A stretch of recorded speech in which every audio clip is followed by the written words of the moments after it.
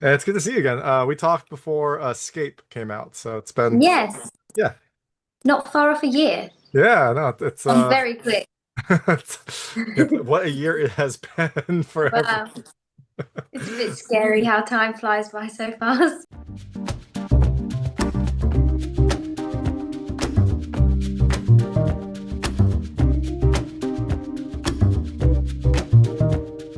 All right, so thanks so much for joining me today. I've got Sarah Alexandra Marks talking about River of Blood, which comes to VOD on August 1st, 2025. It is a lovely vacation movie that turns a little bit sinister as things go wrong and this group tries to figure out what to do next. It has a really fun cast, a great setting, and a really fantastic use of practical effects. I am very excited to talk to you about this, see how much of a vacation this actually was. I don't know if it actually was a nice filming experience, but let's find out more. And thanks so much for joining me. Thank you for having me again. It's lovely to see Of course, lovely to see you too. So it looks like you haven't aged a bit, even though it's been like a year. you. A lot has happened, but you look exactly the same. So Thank you. yeah, it feels like everything is wearing down on us, but I'm glad that we can stay positive. So first question, how did you get involved in this film? How did this come across your desk? Was this just something you were looking to get out for a little bit, or what caused you to want to do this movie? I went the traditional way and I auditioned actually. I had to do quite a few auditions for this one, to be fair, and quite a few different scenes. Um, But once I had read that script and I'd read that character of Jasmine, I just knew this was something I wanted to be a part of. And especially that I got to spend 6 weeks in Thailand as well. I mean, it was a vacation and one I will never forget.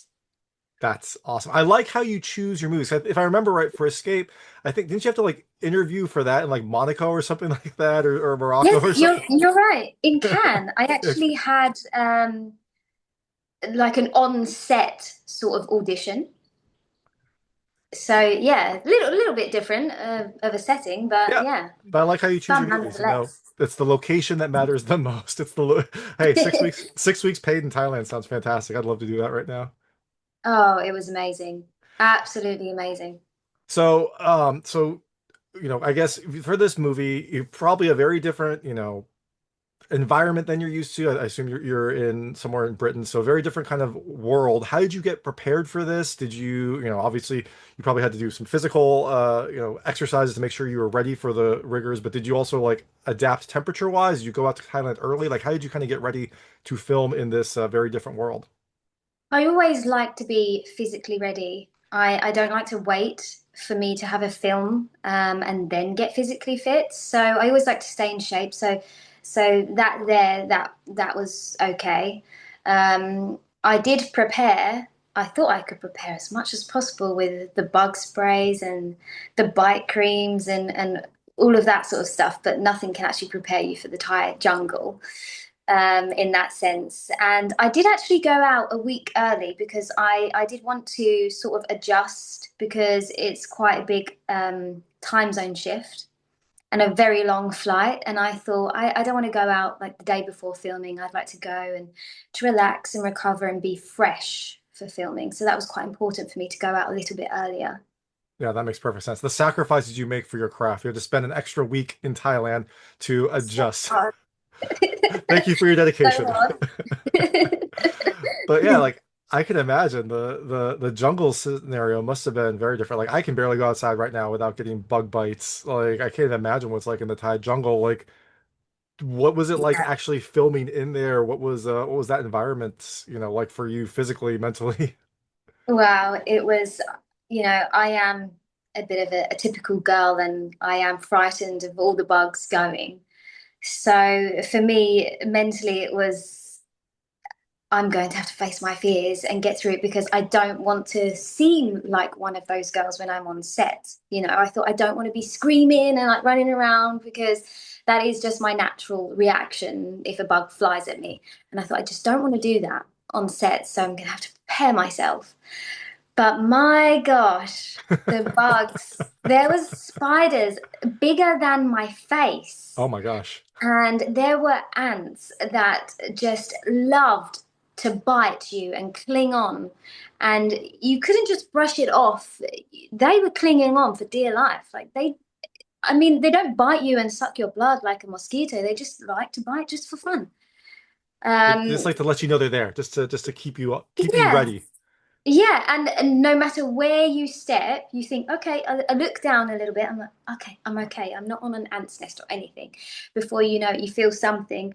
It's an ant, and then you think, oh my gosh, there's hundreds of ants. Wait, like, how did this happen? Where did they come from? They are just everywhere. And that is the small ants, not just the red fire ants. It's the small, little black ants too. Little vicious things. Yeah, no, that doesn't sound fun. I'm sure that there was plenty of fun to be had, but Oh that sounds yeah. mentally draining just to be like constantly worried about that. What about like other animals? I don't know, snakes? Are there tigers in the Thai jungle? Like any other Uh, wildlife that you encountered? Elephants. Oh, that's really cool. I saw a lot of elephants and it was amazing because one of the jungle areas that we were filming was for tourists to come and clean the elephants, to wash them in one of the rivers.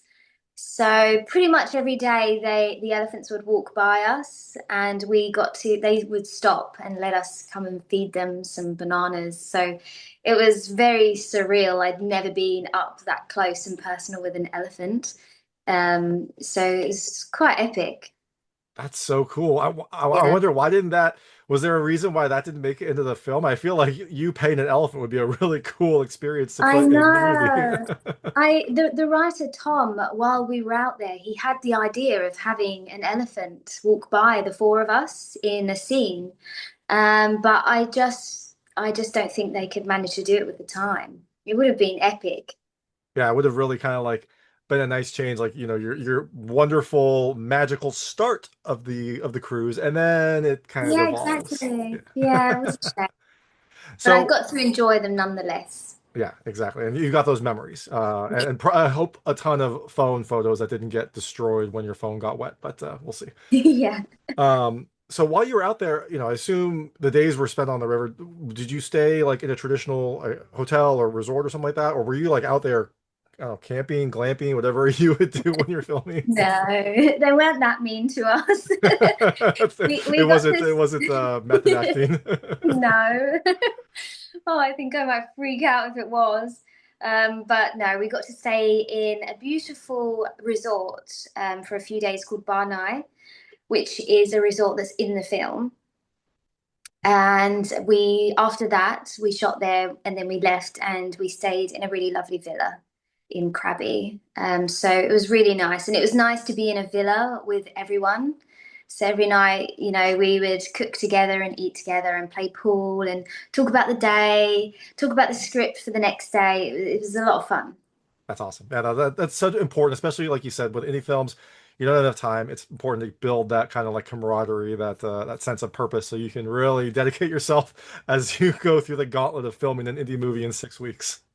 Yeah, of course. And that's also, building the friendships that you get with cast and crew on set. It makes those memories more magical and I'm still friends with a lot of people from River of Blood and I still see them and so like we have such fond memories together, ones I'll never forget. And every evening just reminiscing about the day and talking about the next day was just epic. And even going through the script with Tom and Howard and Tom saying, do you know what, we're going to change this and we're going to do this and do that. So to see that creative process like so up close and personal, and to see the film like develop right in front of my eyes was just awesome. Yeah, that is awesome. And you mentioned, the relationships with your co-stars and the other crew. I know you'd worked with Louis James before in Escape, and I assume some other stuff. Had you worked with any of the other actors before? Have you been in the similar circles, or were the other ones this the first time you met them? I have worked with Tiffany and I worked with Ella on one film. And I'd known David for quite a while actually, but we hadn't worked together yet. And Joseph was the only actor that I'd met on set. And I just I grew to love him straight away. He's such a lovable character and a lovable guy. But yeah, everyone was fabulous. That's awesome. I mean, it sounds like aside from the bugs and the other, difficulties, sounds like a lovely kind of like work vacation, whatever you want to call it, workation. Yeah. So yeah. Yeah, it was work/vacation. It really was. Oh Very, yeah, very safe. They say if you love what you do, you won't work a day in your life. This is kind of endemic of Yeah, that. So, exactly. so I know we have limited time. I'm gonna switch to a lightning round. There's just lightweight questions about the film. Want to see how your personal experiences map to things in the movie. Feel free to skip any of them. I won't be offended, but I try to keep them very answerable. Okay. First question: has a friend ever paid for a vacation for you for your vacation? No. Oh, all right. Hmm. Good. You do it on your own. You don't need anyone else. Next question. What is the most exotic place you visited, either, for work or for play? Thailand. All right, easy. Can't beat it. That's until your next movie that takes place, I don't know, in Egypt. We'll go with like River of Blood 2, the Nile. We'll see what that comes out. Yeah. I actually did a second movie in Thailand. Oh, Gosh, I nice. completely forgot about it. Yeah, Saming with the DP of River of Blood. It was his first director, role, and yeah, I did a film with him in Thailand like a year later. That you have definitely gotten the right mindset for picking indie films like Thailand, No, right? Very can lucky. yes. It Uh, was an epic set as well. He looked after us very well, Park. Really that's great. that's That's one to awesome. look out for. It's called Saming. Something okay. I'll keep that in mind. Um, have you ever taken a river cruise? No. All right. Well, for the next one, hopefully less eventful than this movie, but for your next vacation, have you ever encountered a snake in the wild? Yes. Yeah. Deadly, not deadly, or did it No seem deadly and idea. just ran? What? No idea if it was deadly, but it was in Thailand and I looked at it. It wasn't like a real like chunky one. It was quite thin and it was just going on about its thing and I was like, oh, okay, that's pretty cool. Yeah. All right, there we go. You respected each other and just went about your Yep. way. Yep. This movie has a scene where one of the characters, for lack of a better word, gets kind of a mud treatment. He kind of like uses mud to his advantage. Have you ever gotten like a mud beauty treatment?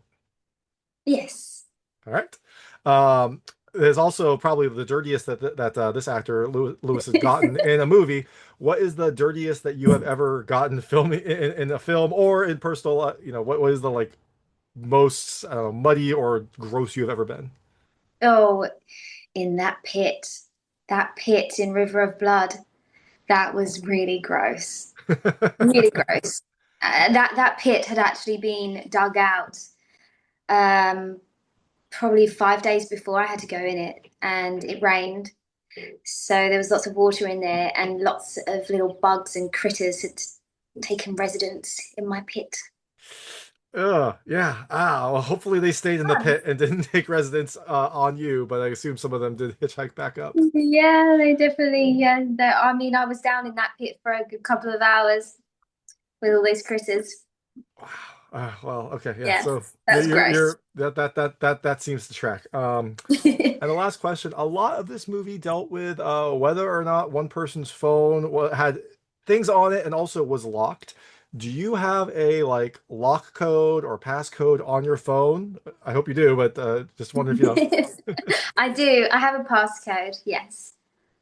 All right, good to know. And important thing is if you have a passcode, that because in America, the police can't force you to give them your passcode, but if you have a face ID, they can like use your face to unlock it. Ooh, So yeah. yeah. I have the face thing too, the face recognition. I didn't know that. I guess, yeah, they just place it in front of your face. Yeah. Well, I don't know. UK laws might be different from US laws, but that's one of the things that I've learned is if you ever are going to get like pulled over by police, fully restart your phone because you have to put the passcode in to if you restart Right. your phone. So, Yes, that's right. Yeah.